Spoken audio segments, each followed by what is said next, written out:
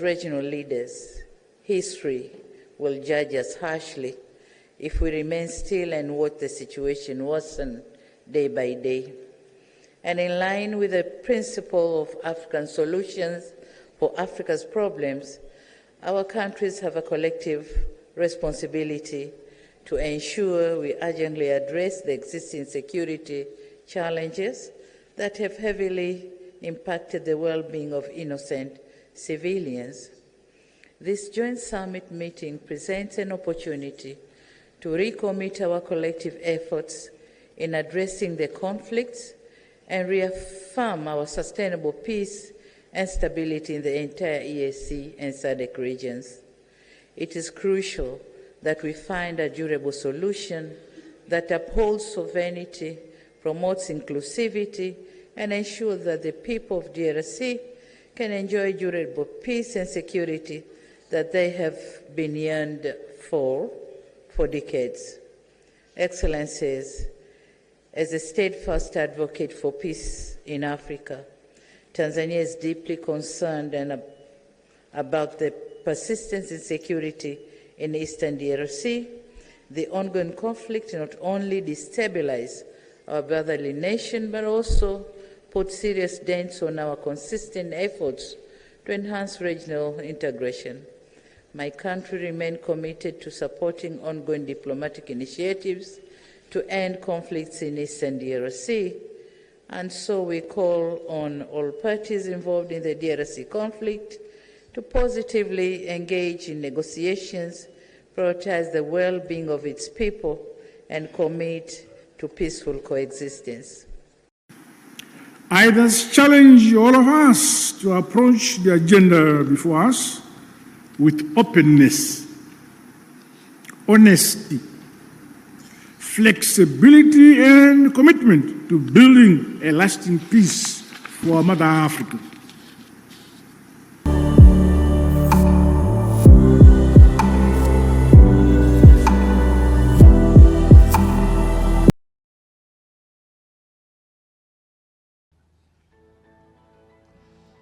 I want to say a few words about the deeply concerning situation in the Democratic Republic of the Congo.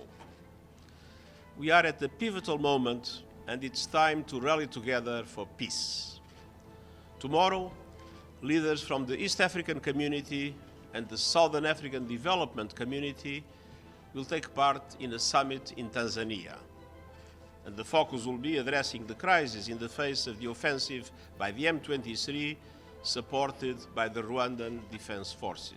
This war, this fighting that has been going on from its inception was caused by DRC, not by Rwanda. Next week in Addis Ababa, I will take part in a summit-level meeting of the African Union Peace and Security Council, where this crisis will be also front and center. These same people who are fighting, right, for their rights, didn't come from here. So let me ask this directly, Mr. President. Today, on the 3rd of February, does Rwanda currently have any troops at all in eastern DRC? I don't know. In advance of these crucial gatherings, I want to make a special appeal for peace. Thousands of people have been killed, including women and children, and hundreds of thousands have been forced from their homes in the eastern DRC. You're the commander-in-chief. Yeah, there are many things I don't know. But if you want to ask me, is there a problem in Congo that concerns Rwanda, and that Rwanda would do anything to protect itself? I'd say 100%. We also see the continued threats by other armed groups, either Congolese or foreign. All of this is having an enormous human toll. Does this risk a war in the region? I don't know. I don't think anybody is interested in war. I even don't think Tshisekedi is interested in war himself. Uphold international human rights law and international humanitarian law. There is no military solution. It's time for all the signatories of the Peace, Security and Cooperation Framework for the DRC and the region to honor their commitment. Healthcare facilities are overwhelmed and other basic services, including schools, water, electricity, phone lines, and internet, are severely limited. Meanwhile, the conflict continues to rage in South Kivu and risks engulfing the entire region. But he has been encouraged in that direction by people showing up to fight for him his wars. We have countless reports of human rights abuses, including sexual and gender-based violence, forced recruitment, and the disruption of life-saving aid. The humanitarian situation in and around Goma is perilous. Hundreds of thousands of people are on the move, with many of the previous sites hosting displaced people north of the city now looted, destroyed, or abandoned. Rwanda exports coltan, for instance, which does not exist here, is smuggled from DRC. No, please, I invite you. We'll show you where we mine coltan. But Does Rwanda export any other minerals that are smuggled from Eastern DRC? I don't know about that, because that in any case can't be the problem. I want to pay tribute to all those who have lost their lives, including MONUSCO Blue Helmets and regional forces.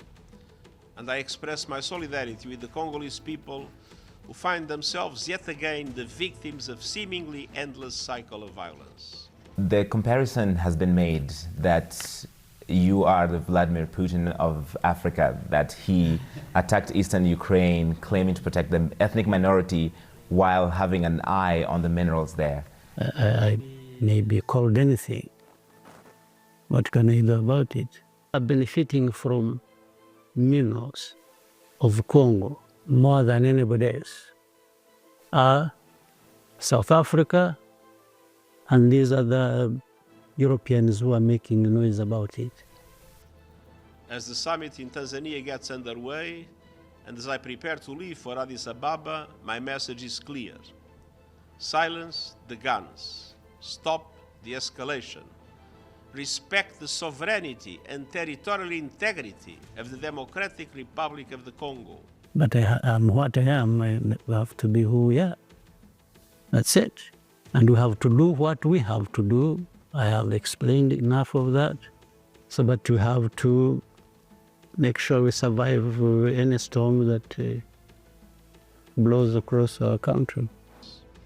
It's time for mediation. It's time to end this crisis. It's time to peace. The stakes are too high, and we need the active and constructive role of all players, namely neighboring countries, sub-regional organizations, the African Union, and the United Nations. Let us all act together for peace. Thank you. Yes, should we please take some questions? Why won't you take our questions, Esther? Why won't you take our questions?